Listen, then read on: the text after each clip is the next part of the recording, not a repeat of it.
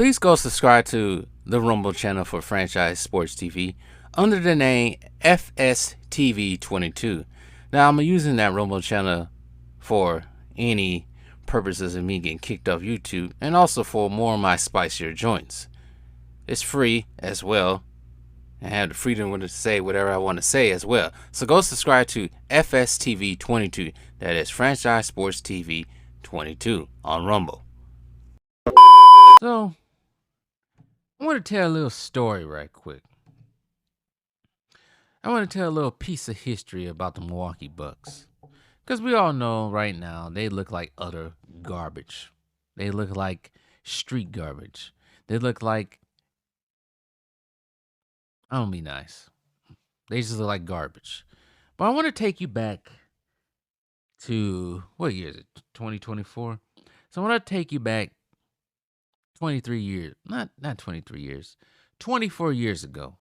All go back to the year 2000, right?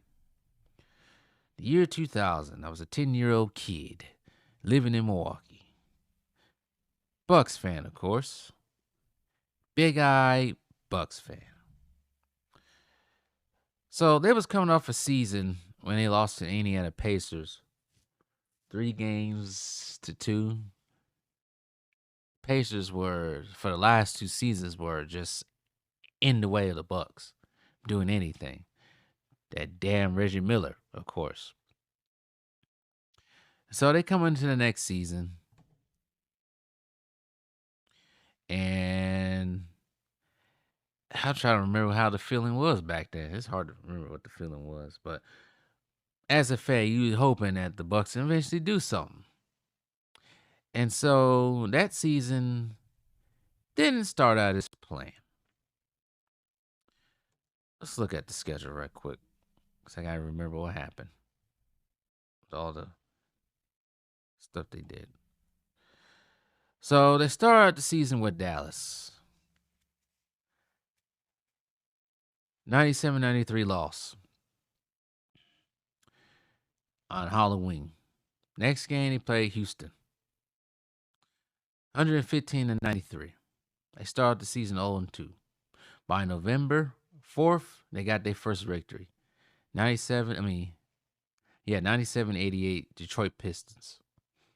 I think that was probably might have been the last year Detroit Pistons was trash before they became the Detroit Pistons of the 2000s.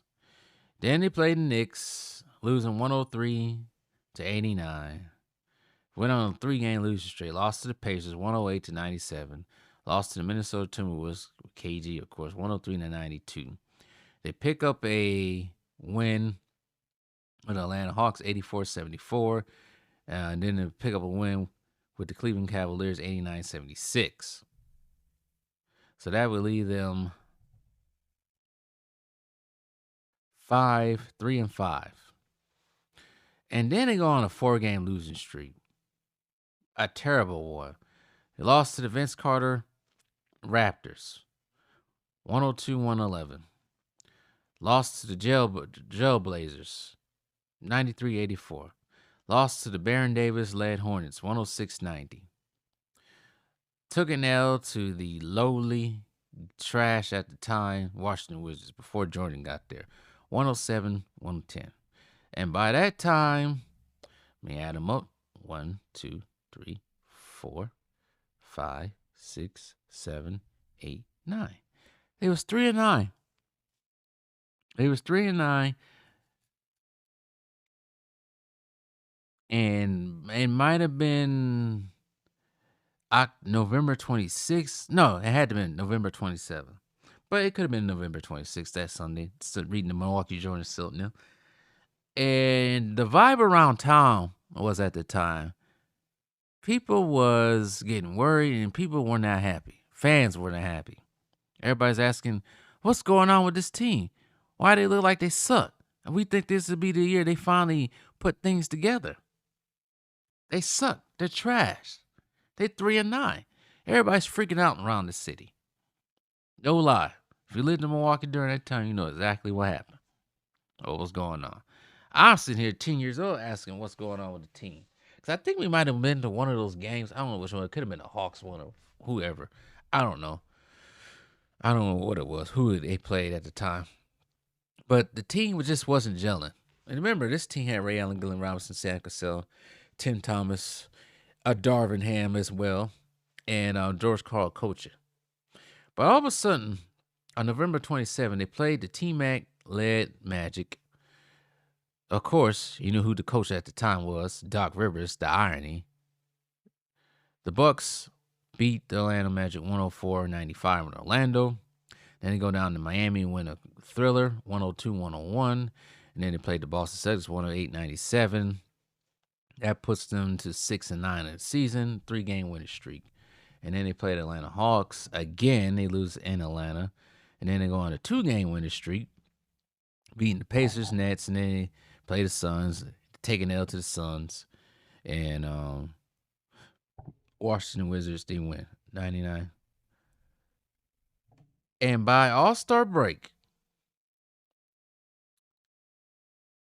let's get to the All-Star break to make this thing short. All-Star break, when is All-Star break? I'm trying to look for it.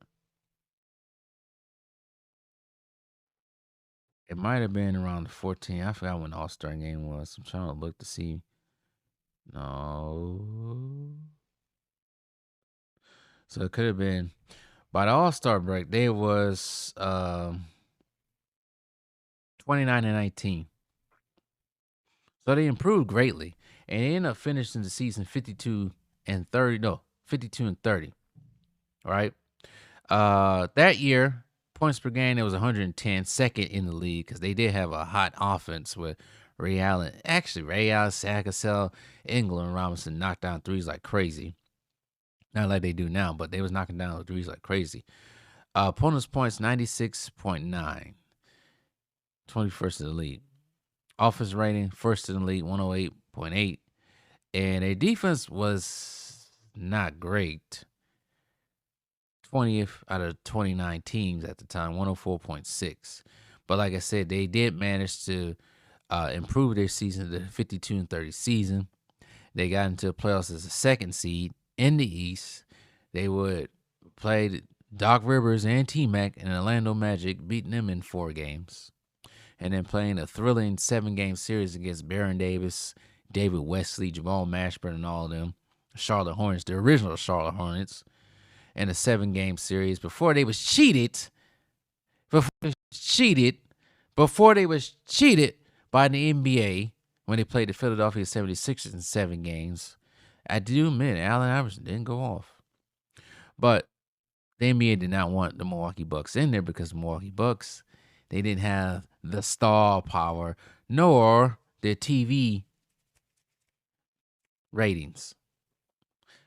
Allen Iverson versus Kobe and Shaq, big. Ray Allen, Glenn Robinson, Sam Cassell versus Kobe and Shaq, no.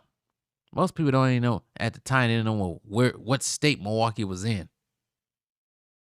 You know, somebody told me they thought Milwaukee was in Washington State. Anyways, that's your American education for you. But yeah, they changed their whole entire season around from a 3-9 season. Everybody complaining, everybody trying to figure out what's going on with them because everybody think this team was supposed to be the next up and coming team.